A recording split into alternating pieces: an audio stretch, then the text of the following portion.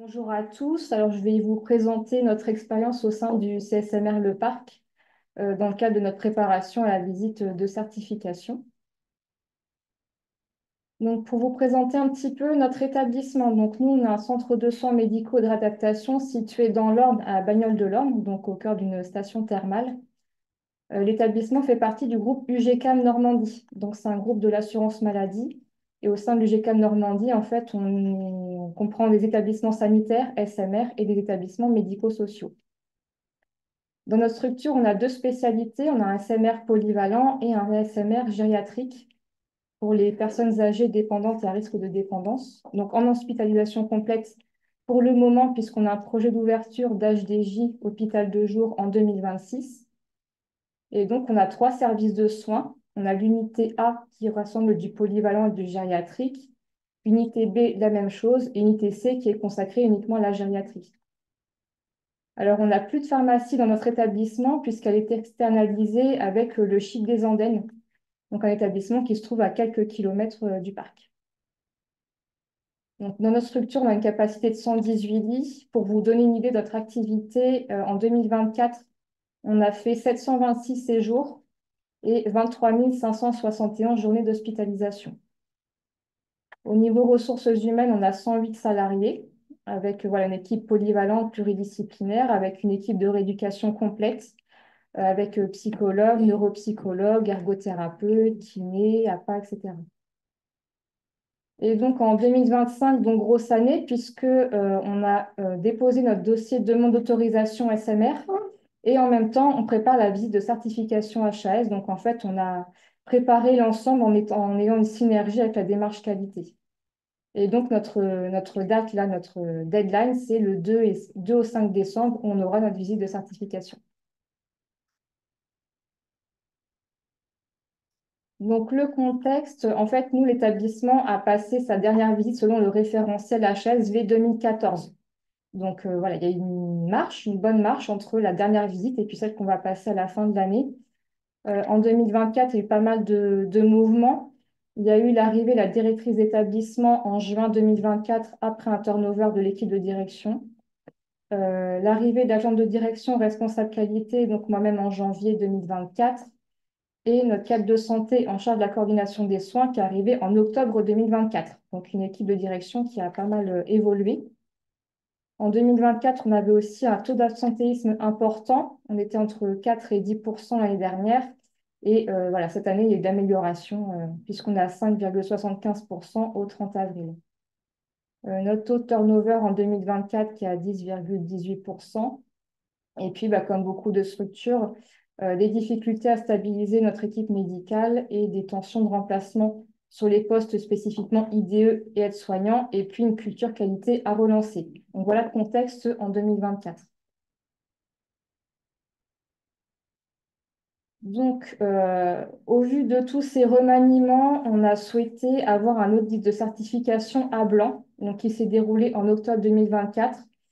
Pour nous, faire cet audit de certification, c'était indispensable.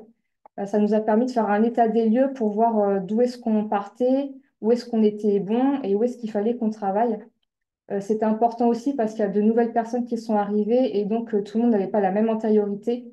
Donc on avait besoin d'avoir tous le même socle de connaissances pour voir vers quelle direction avancer. Donc l'audit à blanc, il a été fait en interne par des responsables qualité de l'UGCAM et UGCAM Normandie. Il s'est déroulé sur 2 jours et demi en utilisant les méthodes de la HAS. Donc, patient traceur, parcours traceur, traceur ciblé, etc. Donc, 2 jours d'évaluation et puis la demi-journée, c'était la restitution des résultats auprès de l'ensemble des professionnels pendant une plénière. Et donc, cet état des lieux nous a permis d'identifier nos points forts et puis nos axes d'amélioration.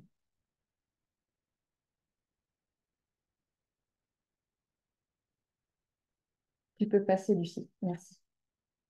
Donc, les résultats de l'audit, hein, en synthèse, parce qu'on ne peut pas rentrer dans le détail, mais voilà, dans nos points forts, on avait notamment tout ce qui concernait le respect, l'association du patient et des proches, la coordination des équipes, la démarche QVCT qui était déjà en place, même si on le verra par la suite, on a mis un comité dédié, tout ce qui est définition des orientations stratégiques, le leadership, ça c'est des points sur lesquels on était plutôt bien.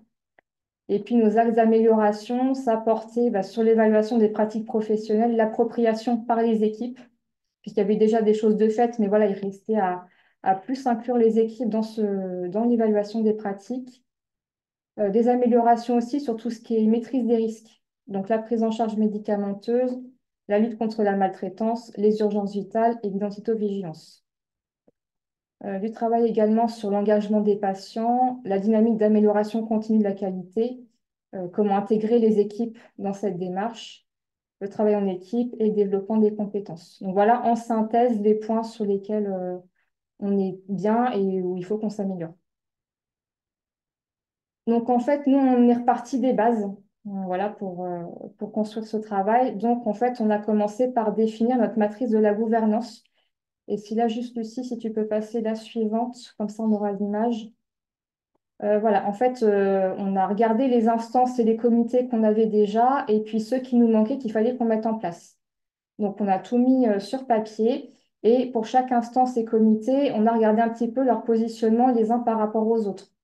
Donc, on avait tout ce qui était management politique et stratégique, qu'on a regroupé en rose, management organisationnel, coordination en bleu, et puis tout ce qui est management opérationnel. Donc, à partir de ce tableau-là, on a veillé à ce que les instances qui existent soient bien lancées et voir qu'on les relance un peu s'il manquait voilà, un peu de dynamique. Et puis, on a créé des comités des instances qui nous manquaient. Voilà. Et puis, suite à ça, on a fait des appels à candidature pour les professionnels, les représentants des usagers qui souhaitaient intégrer ces instances et ces comités. On a également fait une refonte du PAX, en fait, en le mettant à jour par rapport aux thématiques du référentiel HAS, et puis en intégrant les actions issues de l'audit à blanc, avec des points qui sont réalisés régulièrement par les pilotes pour vraiment faire un point d'avancement régulier et voir régulièrement où on en est. Et puis, on a également travaillé sur le tableau de bord des EPP et des indicateurs au regard de l'évolution du PAX. En ce qui concerne la remobilisation des équipes dans la démarche qualité, donc on a mis en place différents comités, QVCT, RSE, RSO, un comité de réflexion éthique et bientraitance et un COPI système d'information. On avait déjà des actions en place, mais qui n'étaient pas forcément voilà, formalisées au travers d'un comité, vraiment d'une instance dédiée. Donc, on a mis tout ça en place. On a aussi mis en place des groupes de travail, donc notamment sur les thématiques qu'on a vues lors de l'audit à blanc, donc notamment un groupe sur la gestion des urgences vitales, le dossier du patient, puisqu'il y avait des points qu'on avait à travailler pour tout ce qui est traçabilité d'éléments dans le dossier. Voilà, la préparation de la sortie du patient pour la faire le plus en amont possible. Un groupe de travail sur les patients chuteurs. Ça, c'est un travail qu'on a fait aussi au sein de l'établissement en lien avec les événements désirables qu'on verra tout à l'heure, puisque les chutes n'étaient pas systématiquement déclarées. Il n'y avait pas toujours d'analyse de fait, tandis que là, on a remis en place tout le circuit de déclaration des chutes. Voilà, maintenant, on a plus de signalements de ces chutes et puis des analyses qui sont faites directement par chaque déclarant. Et puis, on a fait tout un travail aussi sur le circuit des préadmissions et des admissions pour vraiment optimiser ce process. Régulièrement, on partage aussi auprès de l'ensemble des professionnels le déroulé de la visite de certification, le avant, le pendant et le après, pour qu'ils connaissent vraiment toutes les étapes de la visite. Et puis les attendus, voilà, notamment la diffusion des critères impératifs pour qu'ils sachent vraiment sur quoi il faut qu'on insiste beaucoup, en plus des autres critères. Et puis, on a l'appui régulièrement de stagiaires qualité pour nous épauler dans toute cette démarche. Donc, un autre travail aussi qu'on a fait depuis l'année dernière, c'était de revoir toute la gestion du signalement des événements indésirables. On a signé la charte de confiance concernant la déclaration des événements indésirables l'année dernière. Donc, elle a été aussi communiquée à l'ensemble des professionnels. On a revu le circuit des fiches de signalement, c'est-à-dire que pour chaque thématique des fiches de signalement, on a revu qui était destinataire de ces fiches pour pouvoir optimiser leur traitement. Donc, en fait, chaque pilote, on utilise l'outil Bluekango pour ceux qui connaissent. Et donc, chaque pilote reçoit une notification quand il y a des signalements qui arrivent et qui concernent sa thématique.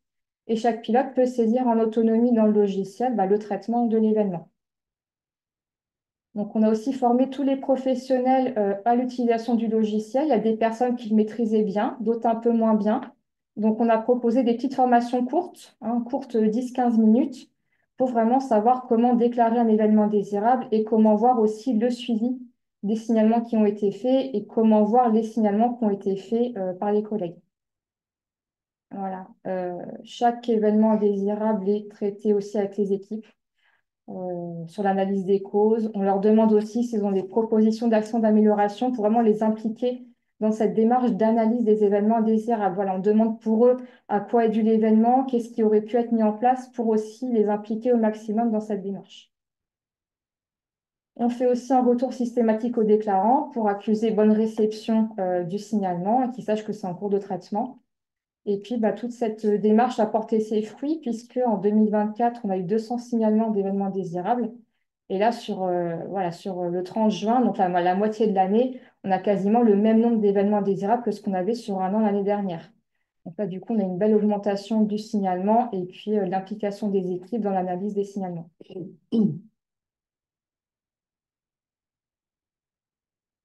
On a remis en place également, puisque c'est quelque chose qui existait déjà, mais on l'a réinstitutionnalisé, ce qu'on appelle les réunions de service.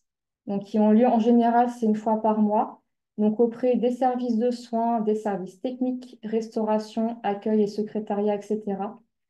Donc, pour les services de soins, on fait une réunion par service, puisqu'on a 3 unités. On fait vraiment une réunion dédiée pour chacune des unités, vraiment aborder les problématiques spécifiques. Et dans chaque réunion de service, on a systématiquement un point sur l'organisation, donc des soins, de la restauration, par exemple. On a un point ressources humaines et puis un point qualité. Et à chaque point qualité, on aborde systématiquement à minima la satisfaction des patients sur le mois précédent, une revue des événements désirables sur le mois précédent, et puis après, selon l'actualité, des résultats d'indicateurs, les IQSS, les indicateurs en interne, les audits en cours ou à venir, les groupes de travail, voilà, quels groupes sont en cours, quels groupes vont être lancés, qu'est-ce que ça donne. Les événements comme la semaine sécurité patient, par exemple, voilà, tout ce qui a trait, toutes les actualités qualité sont abordées dans ces points qualité. Et puis, voilà, pour laisser un visuel de ce qui aura été vu juste avant, merci. On met en place un visuel qui est affiché dans chaque unité avec des codes couleurs, en fait, sur les points qui fonctionnent bien, donc en vert, les points à surveiller, et puis en rouge, les points à corriger rapidement. Donc là, la diapositive est vide, mais à chaque fois, on met les scores, on met les commentaires, les actions, etc. Donc, on a développé aussi, enfin, on est en cours de développement des évaluations de pratiques professionnelles.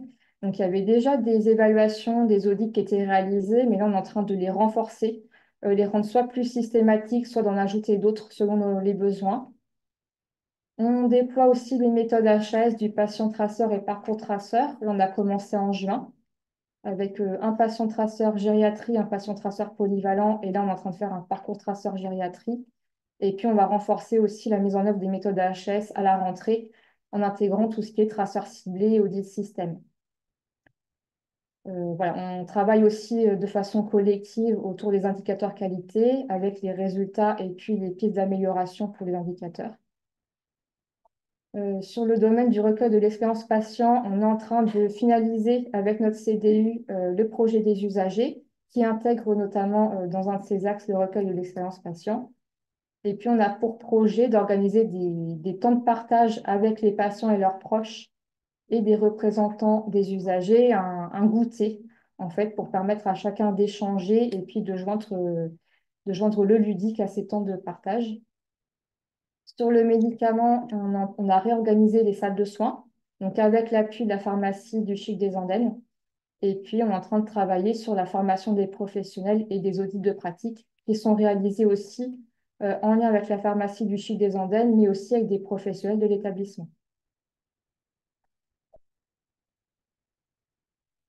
Donc, la prochaine étape, là, on est en train de faire le bilan du premier semestre. Là, sur le second semestre, on va continuer sur notre lancée, hein, sur tout ce qu'on a déjà mis en place. On va créer des groupes de préparation à la visite de certification pour que chaque professionnel puisse se préparer aux questions qui vont lui être posées, la façon dont ce sera posé, au vocabulaire à connaître. On va faire des fiches mémo pour qu'ils aient aussi leur petite, on va dire, anti-sèche et qu'ils puissent se sentir rassurés. Et puis, on va poursuivre les méthodes d'évaluation HS, comme je vous disais tout à l'heure. On a des professionnels qui ont été formés aux patients traceurs en 2023. Donc là, l'idée, c'est de les inclure dans la mise en œuvre de ces méthodes. Donc, on suit en fait les méthodes HS telles qu'elles sont proposées dans le référentiel. On n'a pas fait de spécificité. Donc, ce qu'on a pu constater depuis l'audit de certification à blanc qu'on a fait en octobre, hein, c'est une évolution de la culture qualité qui se réinstalle chez les professionnels. Donc, ça, c'est un bon signe pour nous. Voilà, on a eu des évolutions, hein, notamment en ce qui concerne la douleur. On a encore des petites choses à revoir, mais globalement, on a eu une très belle évolution sur l'évaluation de la douleur et sa réévaluation. Sur le questionnement éthique, on a mis en place le comité de réflexion éthique et bientraitance. On a organisé une session de sensibilisation proposée pour tous les professionnels, voilà, pour voir un petit peu ce qu'était l'éthique et comment mettre en place un questionnement éthique. On a travaillé sur la sensibilisation des équipes aux situations sanitaires exceptionnelles et au PSE. Donc, on a fait un atelier de plateau de jeu d'une durée de 30 minutes où là, les professionnels pouvaient aborder un petit peu comme un jeu de loi différentes thématiques. Et puis, le projet des usagers, on en a parlé. Voilà, puis de se préparer, comme en fait, on continue sur notre lancée, hein, clairement, en l'intensifiant à partir de la rentrée. Voilà, donc suivi des méthodes. On n'a rien inventé, hein, on reprend vraiment la méthode HAS et puis on utilise des grilles d'évaluation qui sont proposées par Calva, ce qui nous permet aussi d'avoir des résultats visuels rapidement. Voilà ce qu'on pouvait vous dire sur notre expérience au sein du parc pour nous préparer à la visite de fin d'année. Ben, merci beaucoup à Marianne pour ce retour. Ce que je vous propose, parce qu'il y a déjà des questions, mais l'idée c'était de les aborder à la fin, et puis comme ça de laisser déjà la parole au deuxième retour d'expérience en fait. Donc là, la clinique Notre-Dame à Vire, et donc toujours en ciblant plus vraiment sur démarche qualité. Et donc là, plusieurs professionnels, donc Marie Ligné, coordinatrice qualité, puis je vais vous laisser finalement vous présenter et on vous laisse la parole. Merci. Est-ce que vous nous entendez bien? Oui, très bien, pardon, j'ai coupé le Oui. micro entre. Merci. Donc, Marie Guigné, effectivement, coordinatrice qualité sur la clinique Notre-Dame de Vire et sur l'hôpital privé d'Abbé à Avranches. Donc, je suis accompagnée de Chantal Hamelin, qui est sur l'hôpital privé de l'Abbé à Avranches, mais aussi sur la clinique de Vire, notamment avant que j'arrive, moi, en septembre. Voilà, Pauline Becquet, qui est cadre de santé, Nathalie Enfray, la responsable de bloc, et elle n'est pas notée, mais on a aussi Caroline Michel, la pharmacienne qui est avec nous. Donc, la clinique Notre-Dame, c'est une clinique de semaine à Vire avec 2 services de chirurgie, donc ambulatoire et hospitalisation, un bloc de 4 salles, 57 lits et places, 34 praticiens libéraux et 71 salariés. Donc, nous, on a passé notre certification en mars, du 11 au 14 mars 2025. Donc, on se proposait de vous faire un retour sur, sur nos points forts, on va dire, et ce qui a bien fonctionné, ce qui a été mis en avant pendant la certification. Donc, on a eu notre rapport récemment. Donc, on est certifié avec mention. On a eu un résultat de 99%. Donc, les points forts, respect de la dignité des patients, maîtrise des risques, appropriation de la démarche qualité, recueil de l'expérience patient. Et on a eu aussi des points améliorés, la prévention primaire, l'utilisation de la messagerie sécurité et la complétude de rappel des infos préopératoires. Donc, sur la démarche qualité, on voulait vous montrer, en tous les cas, faire un focus sur les go-up dans les services de soins et au bloc et aux admissions. Donc, je ne sais pas, Pauline et Nathalie, je vous laisse la parole. Oui, alors les go-up, en fait, le principe des go-up, c'est un tableau qui est dans chaque service et un au bloc opératoire. Et en fait, ça permet à chaque salarié, enfin, toutes les personnes qui interviennent dans le service ou au bloc, quand ils ont un héritant, de le marquer sur un post-it. Et on traite les post-it une fois par mois, une fois par semaine, pardon. Voilà, enfin, pour moi, dans les services, en tout cas en ambulatoire, c'est le mardi matin à 9 h. La chirurgie, c'est le vendredi à midi. Voilà, il faut que ça soit la date et l'heure, c'est tout le temps c'est quelque chose d'ancré auprès des équipes. Donc voilà, et en fonction du post-it qu'il y a, enfin des post-it qu'il y a, on va les séparer donc là, il y a parcours patient, post-op.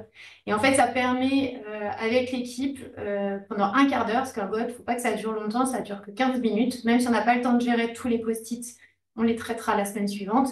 Et en fait, ça permet d'échanger avec les équipes. Et en fait, on s'aperçoit que les solutions, enfin, ils ont des irritants, mais ils ont déjà réfléchi à leurs solutions.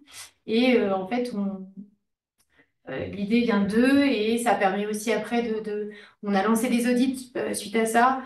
Il y avait des infirmières qui trouvaient que les patients arrivaient, beaucoup, par exemple, qui n'avaient pas fait leur douche. Donc, on a fait un audit de savoir sur un mois combien de patients n'avaient pas respecté la préparation cutanée. Donc, voilà, c'est un outil qui est apprécié des équipes et qui permet d'intégrer la démarche qualité un peu plus facilement, je pense. Et surtout, je reviens sur le fait que voilà, quand il y a des décisions, quand il y a des actions Oui. qui sont décidées, Ouais. elles vont alimenter le PAX. Voilà, c'est ça. Donc, leur rappeler que, OK, donc on met une action, ça va être dans le PAX, elles ont l'accès au PAX, donc elles voient l'évolution. Alors, un autre outil dont on se sert et qui a été mis en place sur la clinique, c'est les cafés qualité. Donc, pour aborder différentes thématiques, voilà, différents sujets sur des temps courts et informels, on a mis en place ces temps-là, donc environ un quart d'heure. Et c'est un expert du sujet qui vient faire la présentation et qui intervient, que ce soit au niveau des services de soins ou au bloc ou au service administratif. Donc, on vous a mis quelques exemples parce que ce qui est intéressant, c'est de voir que le café qualité, c'est pas que la qualité. En tous les cas, c'est pas que porté par la qualité. Donc, moi, j'avais fait des focus sur les indicateurs, donc sur les UQSS, sur la satisfaction. Mais Pauline, qui est cadre de santé, qui est secrétaire du comité éthique, a aussi fait un point sur les directives anticipées. Notre responsable informatique a aussi fait un point sur les critères numériques, ce qui est attendu dans les services. La référente identito sur la sécurité de l'identité, la référente douleur sur les échelles de la douleur. Et j'aurais pu le mettre aussi, on a mis en place aussi des cafés des usagers. Les représentants des usagers font des cafés qualité au sein des services pour venir se présenter, reparler de leur rôle, etc. Voilà, et sur des sujets aussi bien précis. Donc, on les implique aussi dans ces cafés qualité qui viennent en fait des cafés des usagers.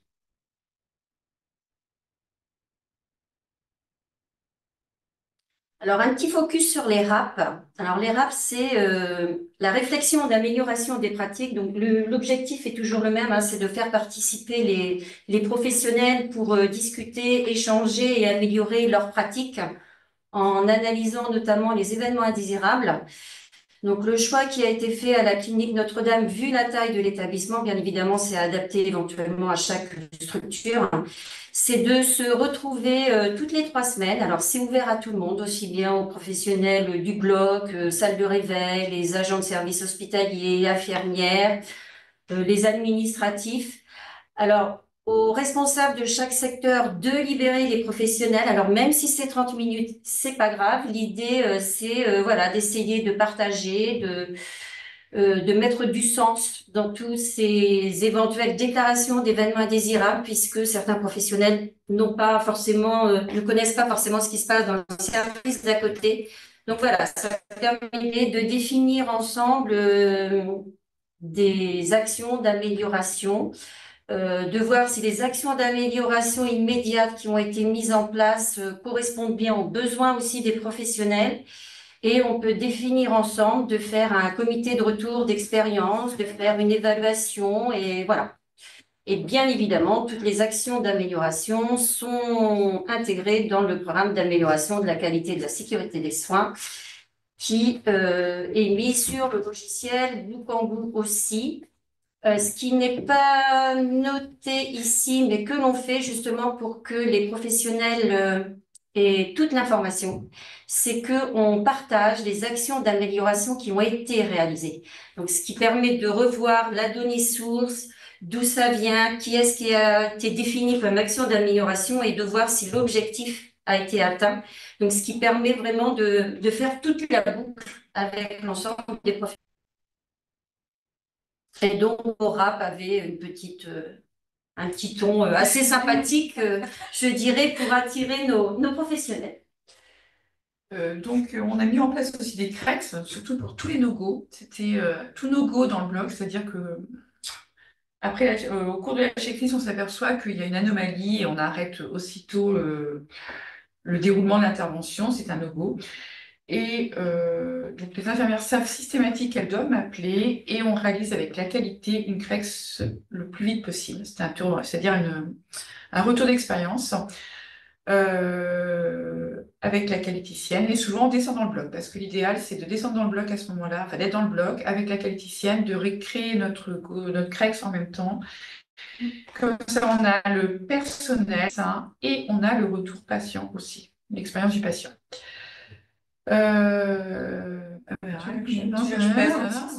Donc pendant la certification, on a eu notre traceur ciblé sur les événements indésirables. Et c'est vrai qu'on leur a présenté notamment cette organisation-là avec no-go et crack systématique et avec les patients. Donc on a eu la chance pendant la certification que ils choisissent donc ce fameux crack sur un no-go et le chirurgien, l'anesthésiste sont venus présenter la façon dont c'était organisé. Donc c'est bien ça, c'est-à-dire qu'il y a eu un appel. C'était Chantal qui est descendue faire le CREX en présence du patient. Et ensuite, suite à ce CREX-là, les anesthésistes ont décidé de faire une présentation de ce CREX en RMM pour décision collégiale. Et voilà, ils ont décidé d'action au cours de cette RMM sur ces prises en charge complexes. Et l'anesthésiste qui a fait le CREX et donc qui était présent pendant le logo a aussi utilisé ce cas-là pour son accréditation. Donc c'est vrai que c'était intéressant parce qu'on avait réussi à faire le CREX avec le patient, le présenter en RMM et plus l'accréditation. Enfin voilà, la boucle était bouclée avec des décisions d'action qui ont été rentrées dans le PACS et qui ont été suivies d'effet. Alors, ce qui a été aussi valorisé pendant le PACS, pendant la visite, pardon, c'était le PACS. Donc, ce que disait Chantal tout à l'heure, le PACS est disponible sur notre logiciel qualité gestion des risques, donc sur Blue Kangoo. Il est disponible à l'ensemble des professionnels et on voit bien que ça, les équipes ont bien conscience que le PACS est alimenté et par les GoUp, et par les RAP, et par les CREX, et par l'ensemble des évaluations qui peuvent avoir lieu sur la clinique. Donc, ce PACS, on l'a ouvert à l'encadrement pour pouvoir rentrer, créer les actions, faire leur suivi. Donc ça a été fait à l'automne 2024. Et en fait, aujourd'hui, on voit bien que les actions sont rentrées au fur et à mesure des différents, voilà, par exemple, des go-up. Ensuite, on fait un rappel régulier. Donc, sur les actions qui sont présentes et qui sont présentées, qui sont clôturées. Ben, par exemple, ce que disait tout à l'heure Chantal, sur les RAP, mais aussi quand on en parle, nous, en café qualité, ou quand on fait des points, voilà, moi, quand je fais des points avec l'encadrement. Voilà, c'est toujours une occasion aussi de redire, ben, vous vous souvenez, les actions sont dans le PACS, voilà ce qui s'est passé. Et aussi oui, en réunion de service, exactement. Et aussi de redire ben, ce qui est clôturé, ce qui a avancé. Et en préparation de la certification, on avait les classeurs avec le PACS de tous les services. Mais voilà, elles ont aussi accès, enfin tout le monde a accès sur Blue Kangoo. Alors, sur les points améliorés, alors suite à la certification, là on voit bah, les cafés qualité, on voit qu'il faut qu'on les redynamise. On a été très friand des cafés qualité avant la certification, ça permettait de passer beaucoup d'informations, d'échanger avec les équipes, etc. Et là on voit qu'on est un peu dans le creux, donc c'est vrai que à partir de la rentrée, il va falloir qu'on relance et qu'on fasse des choses régulières, en fait, en donnant des temps réguliers, à heure fixe, etc., voir comment on s'organise. On va aussi mettre en place une planification annuelle du système de management de la qualité, voilà, partagée par tous. Et ensuite, alors c'est ça, on est en train de réfléchir sur la définition de notre politique qualité, hygiène, sécurité, environnement, pour essayer de rendre les professionnels plus acteurs de la définition de cette politique. Donc peut-être justement de passer par les cafés qualité en fin d'année pour échanger avec eux sur le bilan et sur ce qu'ils souhaiteraient, ce qu'ils voient mettre en place sur les axes, etc., pour redéfinir la politique pour 2026. Voilà, on est en train de réfléchir là-dessus. Alors, en conclusion, je peux peut-être vous laisser. Ouais, enfin, après, en conclusion, nous, sur cette préparation à l'assertif, ce qu'on a eu, c'est que nous deux, c'était notre premier assertif en tant qu'encadrement. Ce qu'on a apprécié, c'est que le service qualité, quand même, a mis dès le début de la préparation des temps d'échange, d'écoute auprès des équipes. Il y a eu des réunions qui ont été organisées l'après-midi et c'est vrai et de laisser la place aux soignants avec leurs propres mots et de les mettre en confiance. Et après, a été instauré les MOPAX. Enfin, voilà. Au début, enfin, pas y aller de manière frontale parce que ça aurait été un échec. Et là, en fait, elles se sont appropriées les mots d'elles-mêmes grâce au service qualité.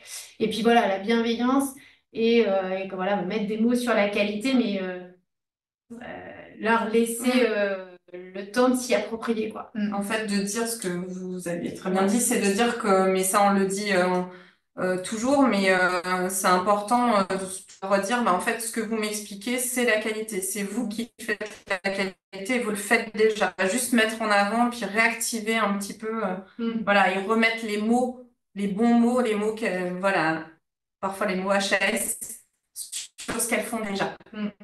Voilà. Et ce ressorti aussi, c'était bah, voilà, l'implication des équipes, de l'encadrement des médecins. Et ce qui a été facilitant pour moi, en tous les cas qui venait d'arriver, je pense Chantal aussi, c'est qu'il y avait déjà une culture qui était présente. Il avait vraiment fallu qu'on réactive et voilà, grâce à toutes ces démarches. Et on sentait qu'il y avait une solidarité et une fierté, oui, à présenter aussi les prises en charge auprès des experts visiteurs. Et puis voilà, ces outils, les différents outils aussi qu'on vous a partagés, qu'on vous a montrés sur ces focus, voilà, les RAP, les cafés qualité, mais aussi s'appuyer sur les parcours traceurs qui permettent vraiment de l'échange avec les médecins, avec les équipes, et d'inclure ce qui a été fait ici, c'était d'inclure aussi tous les chargés de patientèle, les AS, les IDE sur les parcours traceurs et les entretiens professionnels, de pouvoir laisser la parole aux professionnels, de prendre le temps pour ensuite effectivement mettre les mots à la bonne place.